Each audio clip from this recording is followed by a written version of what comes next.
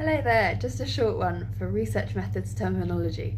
This one's maybe an easier one, so don't worry, don't be afraid. Laboratory experiments versus field experiments.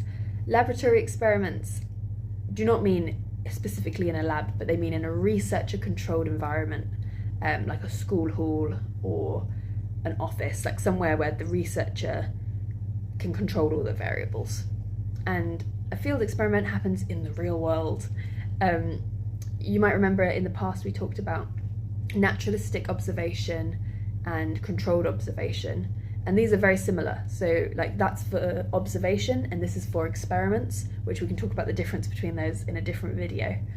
But naturalistic would be similar to field experiments, controlled would be similar to a laboratory experiment in terms of like how much control the researcher has over all the variables, but in a similar way to how naturalistic observation, it can also, the researcher can control some variables in a naturalistic observation. They can also control some of the variables in a field experiment, but it's just that they can't control all of them, and it happens out in the place where the people are, not inside a university building or a research facility.